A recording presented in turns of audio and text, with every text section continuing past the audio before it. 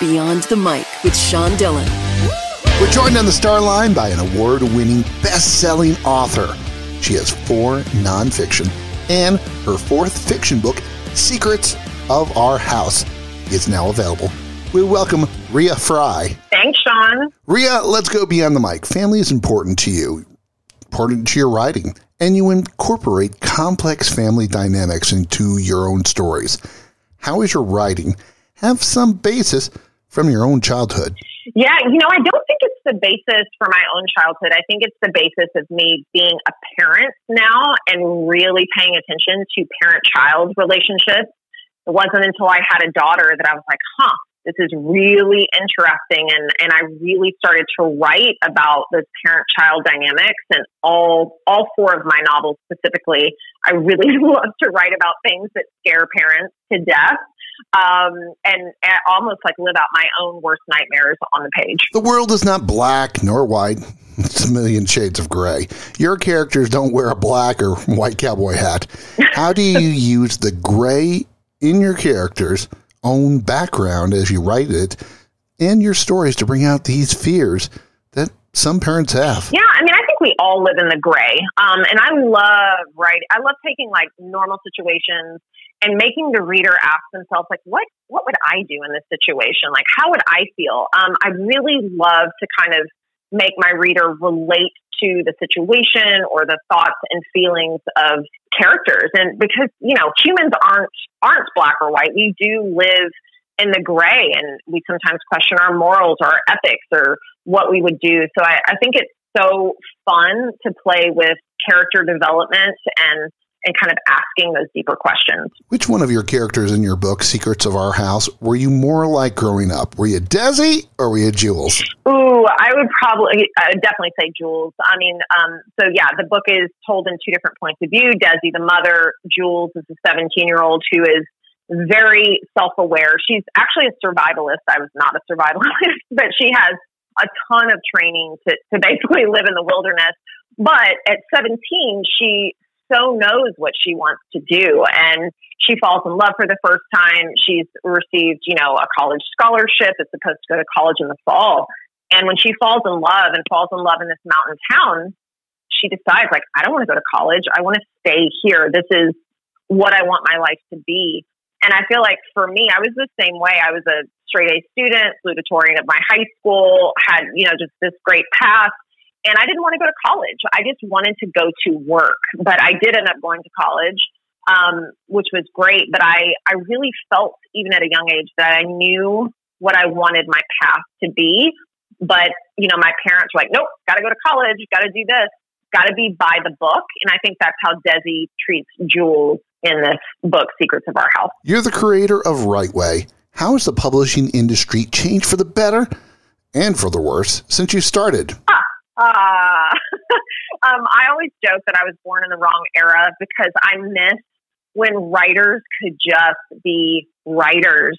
Now today, we have to be plugged into social media. We have to be marketing wizards. We have to be salespeople. We have to be public speakers about our work. And I think that is a detriment, actually, of the industry itself, is the expectation on authors to be all of these things, because it does not allow us to be creative. We don't get to just focus on our craft. We have to worry and work on all of these other aspects. So I think that's been a There's no time. Detriment. No, there's zero time. Like, I spend literally the least amount of time writing the book. It's all about, marketing and promotion and how we're going to launch this book. It's really kind of sad to me that all writers have just kind of signed up for, like, okay, this is the way that it is. But on the positive side, I think the publishing industry is starting to change. There are so many different options to get published today, whether that is self-publishing, hybrid publishing, traditional publishing. You can reach a lot of readers. Digital publishing is really starting to take a bite out of the old traditional model. So there are advantages that are happening, but I still am such a stickler for writers being writers. I just wish I wish that we could just still focus on our craft. Rea, it's time for the Rocky Need. 8 random questions. Answer with the first thing that comes to your mind. There is absolutely no pressure. One thing that you want your daughter Sophie to learn. Happiness. Just true happiness with who she is. When was the last time you visited the Grand Ole Opry, and what did you go see? Oh my gosh, this is so sad. I have not been there in years and years and years, and I live literally 5 minutes from it. What's the one thing you won't do in public? Ooh, God, that's a great question. Probably cry, actually. I'm not a big emotional crier in public. How about that last magazine you've ever read? Oh God, is this terrible? Us Weekly. My husband got me a trashy tabloid magazine to read. Before the pandemic, do you remember where was the last place you traveled? Oh, well, I traveled a ton during the pandemic, actually. But New York. I was in New York February 2020, right before everything shut down. So we got out literally right before everything happened. What's the one something constant in your life? Oh, you know what? Actually, space. I am huge on creating space throughout my day to breathe, to meditate, to think, to walk, to process, to wonder. I'm really trying to bring back more of my own humanity as a human being versus a human doing. So that's kind of a non-negotiable for me. As salutatorian of the Nashville School of Arts, which teacher inspired you the most?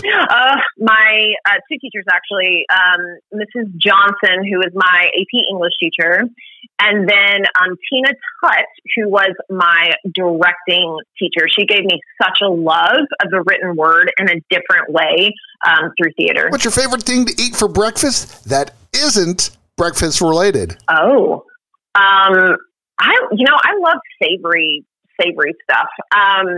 Like yesterday, I actually had homemade chicken soup that my husband had made. So sometimes I love to just like skip straight to lunch. It's time for the back half with Rea Frey, author of Secrets of Our House, Beyond the Mic. Rea, if you could tell the world one thing about Right Way, what is it? That you 1,000% can get published. You just have to figure out what your goals are, figure out which publication path is right for you, and know that when people come to us, they have advocates. We are going to tell them the truth. We are going to help them navigate the industry so they can get their work out into the world. What's the last book that wasn't yours that you read? Oh, yes. I am reading a book right now called The Golden Couple by Greer Hendricks and Sarah Pekkanen. And then I'm also reading a nonfiction book, an older book called Sabbath by Wayne Muller, which is all about the importance of taking rest, which we do not do enough of. Finish this world famous writer's trope as if it was being written about your life. It was a dark and stormy night. Oh gosh. It was a dark and stormy night. Oh man, being put on the spot. Let's see. It was a dark and stormy night. And wow, you can see that I don't improv. It's okay. It's time for One Big Question with Rea Frey, Beyond the Mic. Rea, what's the one secret of your own house? Ooh, one secret of my own house. There's not a lot of secrets here because my daughter is homeschooled and my husband works for my business. But I actually bought a tiny home during the pandemic, which is my writing studio that I put on the back of my acre lot. And that's not really a secret, but it is my own sacred space that no one is allowed into. So I can think, be, write, do whatever I want in there without having to share it with anyone. Rea Frey occasionally reads trashy magazines. She lives close to the Grand Ole Opry, but hasn't visited it yet and wants to teach her daughter happiness. Her book, Secrets of Our House, is available at a bookstore or online. We thank Rea Frey for taking the time to talk with us today. Thank you so much, Sean. I appreciate it. And that, my friends, without an improv, is a Beyond the Mic shortcut.